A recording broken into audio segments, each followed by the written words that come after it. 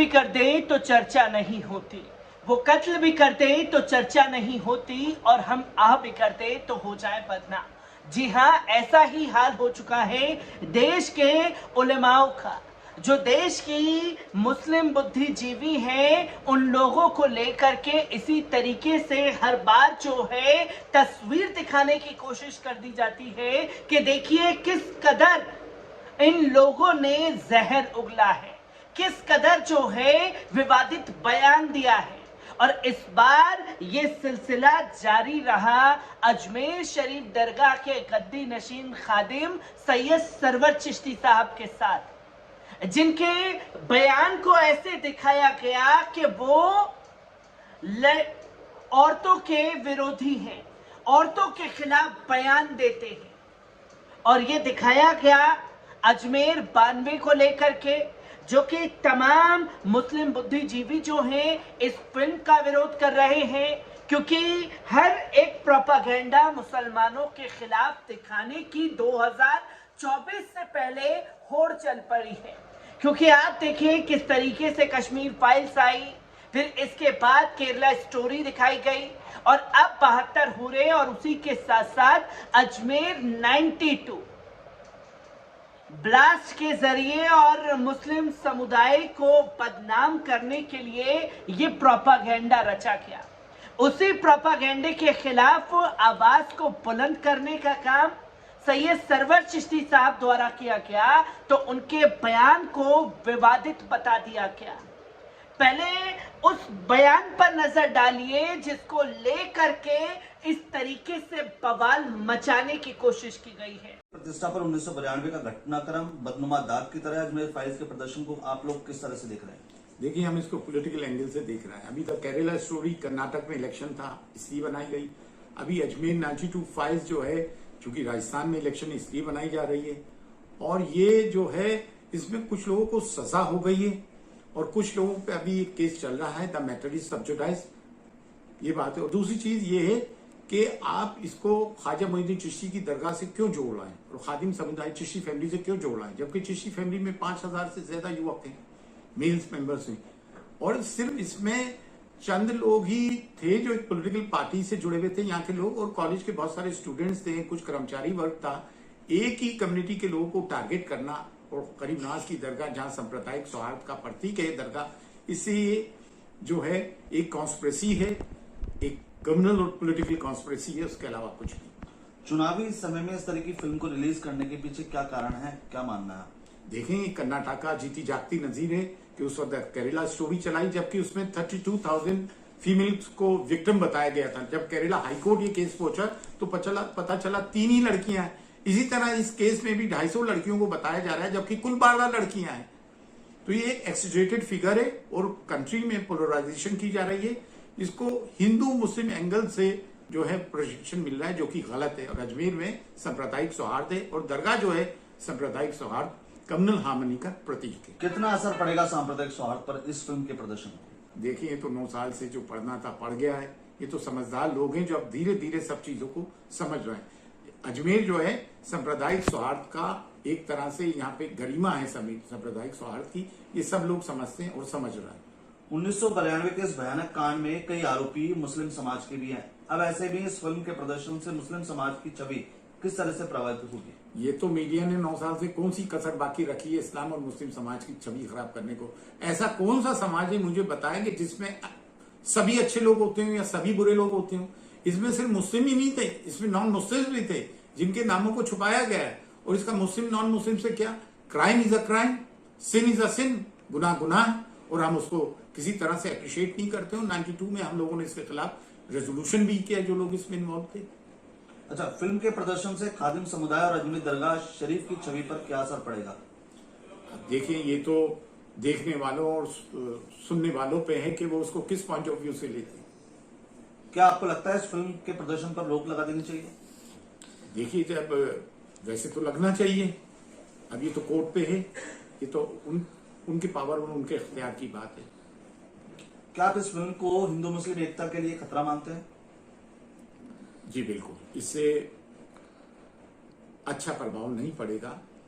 ये वो लोग वो ही करवा रहे हैं जो यहाँ पे नॉन मुस्लिम दरगाह में आते हैं, जिनको नॉन मुस्लिम का दरगाह में आना नागवार गुजरता है, यहाँ पे हर धर्म संप्रदाय के लोग आते हैं। और देश के सेक्युलरिज्म को अगर कहीं प्रैक्टिस किया जाता है वो तो दरगाह और खानकाहों में किया जाता है। अच्छा, फिल्म को लेकर आप युवा पीढ़ी को किस तरह का संदेश देना चाहेंगे? हम फिल्म को लेकर युवा पीढ़ी को क्या संदेश दें, आप खुद बताइए। युवा पीढ़ी खुद समझती है, समझदार लोग खुद समझते हैं। और दूसरी बात यह कि इस तरह की चीजें भारत में कहाँ नहीं हो रही हैं। आज तो अगर मीडिया छुपाता है मेन स्ट्रीम, तो सोशल मीडिया तो इन चीजों से भरा हुआ है, लेकिन उसके बावजूद भी हम इन सब चीज, हम वो तो है नहीं कि वो कौन सी बानो है गुजरात में, बिल्किस बानो, उनके रेपिस्ट को संस्कारी कहा गया। हम तो जिन्होंने ये काम किया है उनको व्यभिचारी कहते हैं, संस्कारी नहीं कहते। हम तो प्रमोट नहीं कर रहा है ना, उनको हम सॉफ्ट कॉर्नर रखते हैं। क्राइम इज अ क्राइम, चाहे वो कोई भी कम्युनिटी करती हो। अच्छा, इस पूरे मामले में कुछ खादिम समुदाय के लोगों को भी आरोपी माना जा रहा है, क्या कहेंगे इस पर? देखिए, इसमें सिर्फ खादिम समुदाय के नहीं, बहुत सारे समुदाय के लोग हैं। और कोई मुझे एक समुदाय बता दें जिसमें अच्छे और बुरे लोग नहीं होते हैं, लेकिन आप पूरे समुदाय को कटघरे में खड़ा करेंगे और दरगाह को कटघरे में खड़ा करेंगे, इस पर हमें ऑब्जेक्शन है। ना दूरदर्शन पे एक प्रोग्राम आता था परख का, विनोद दुआ जी चलाते थे, उन्होंने 92 में अजमेर की दरगाह बता दी थी, तो यहाँ से ऑब्जेक्शन हुआ तो उन्होंने फौरन इस चीज की माफी मांगी। तो इस चीज को अजमेर की दरगाह से, गरीबनाज की दरगाह और एक पर्टिकुलर समुदाय से दूर रखा जाए। इसमें बहुत सारे लोग इन्वॉल्व थे। आपने देखा ये पूरा बयान सुना, जहां वो फिल्म के बारे में बोलते हुए दिखाई दे रहे हैं कि मुसलमानों को बदनाम करने की एक होड़ चल पड़ी है। उसी होड़ के चलते जो है अजमेर 92 को बनाया गया है। और इस बयान में आपने उनके पूरे इंटरव्यू को सुना, जहां कोई विवादित बयान उनके जरिए नहीं दिया गया। पर इस बीच आप स्क्रीन पर सबसे तेज आज तक की हेडलाइन देख सकते हैं, लड़की चीज ही ऐसी है। अजमेर 92 फिल्म पर सरवर चिश्ती का विवादित बयान। अब कोई भी इस हेडलाइन को देखता है, सुनता है या पढ़ता है तो जाहिर सी बात है उसके दिमाग में एक इमेज बिल्डिंग पहले ही सेट कर दी गई कि इस शख्स ने यह बयान दिया होगा। कितनी गंदी जहन के हैं। एक इमेज बिल्डिंग जो है वो बनाने की कोशिश आज तक द्वारा की गई, जिसपे तमाम लोग जो हैं, जो हिंदूवादी संगठन के लोग हैं, वो कूद पड़े और सैयद सरवर चिश्ती का इस बयान को देखने के बाद खुल करके विरोध करना शुरू कर दिया। हालांकि बयान की हकीकत क्या है उसे भी जानना जरूरी है। जहां आपने वो बयान सुना, जहां बयान को लेकर के बवाल मचा हुआ है और आज तक उस बयान के आधार पर लिखता है कि अजमेर के सरवर चिश्ती का विवादित बयान सामने आया है। चिश्ती ने कहा कि लड़की चीज ही ऐसी है, बड़े से बड़ा फिसल जाता है। बताया जा रहा है चिश्ती ने ये बयान फिल्म अजमेर 92 को लेकर दिया है। इस बयान को लेकर विश्व हिंदू परिषद ने सैयद सरवर चिश्ती साहब पर निशाना साधा है। विश्व हिंदू परिषद के प्रवक्ता विनोद बंसल ने कहा है कि जो लोग महिलाओं की खेती समझते हो, जो उनसे हलाला करवाते हो, वे भला नारी को भोगे से अधिक क्या समझेंगे। शर्म आती है कि ये भारतीय हैं। अब विश्व हिंदू परिषद से जुड़े जैसे लोगों ने, हिंदूवादी संगठनों ने उनकी नेशनलिटी को लेकर के सवाल खड़े कर दिए कि भारतीय नहीं है। अब ये देश के जो तथाकथित नफरतवादी संगठन है, ये देश के उलेमाओं को सर्टिफिकेट बांटेंगे कि कौन देशभक्त है, कौन देश का गद्दार है। जहां सरवर चिश्ती साहब ने कहा कि आदमी पैसों से करप्ट नहीं हो सकता, मूल्यों से करप्ट नहीं हो सकता, लड़की चीज ही ऐसी है कि बड़े से बड़ा फिसल जाता है, विश्व मित्र जैसे भटक सकते हैं। अच्छा, जितने भी बाबा लोग जेल में हैं, ये सिर्फ वो हैं जो लड़की के मामले में फंसे हैं। ये ऐसा सब्जेक्ट है कि बड़े से बड़ा फिसल जाता है। इससे पहले सरवर चिश्ती ने कहा कि पहले कश्मीर फाइल्स, उसके बाद दी केरला स्टोरी, अब अजमेर फाइल्स 92 बनाई जा रही है। जहां भी चुनाव होते हैं उससे पहले इस तरह की मूवी तैयार की जाती है, लेकिन कर्नाटक चुनाव में पब्लिक ने इसको पूरी तरीके से रिजेक्ट कर दिया है। इसी तरह अजमेर 92 मूवी में 250 लड़कियों को रेप और ब्लैकमेल का शिकार बताया गया, जबकि उस समय मात्र 12 लड़कियों ने शिकायत दर्ज की थी।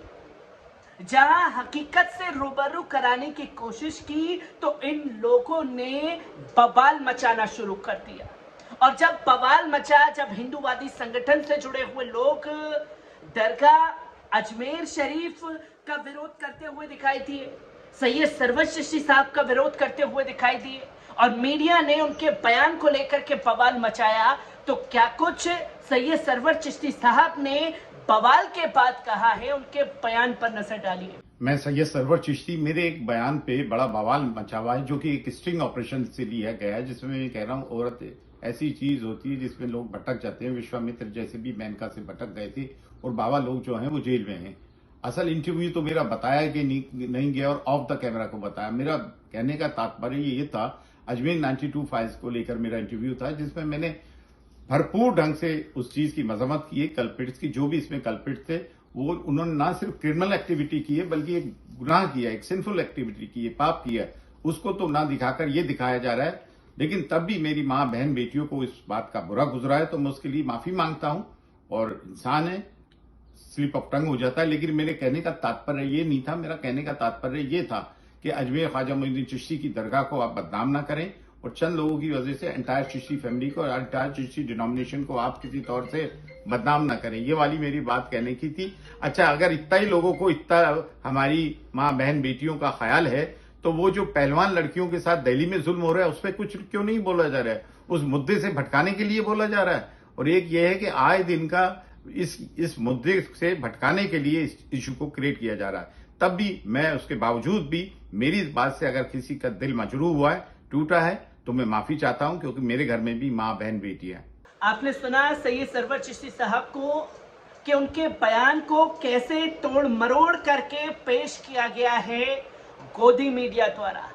ये वही गोदी मीडिया है जो लगातार नफरत फैलाने का काम कर रहा है और मुस्लिम उलेमाओं को, जो देश के तमाम मुद्दों पर दमखम से अपनी आवाज को बुलंद करते हैं, उनको अब चुन चुन करके टारगेट किया जा रहा है। हर एक तस्वीर से आपको रूबरू कराता रहूंगा। दीजिए इजाजत, शुक्रिया।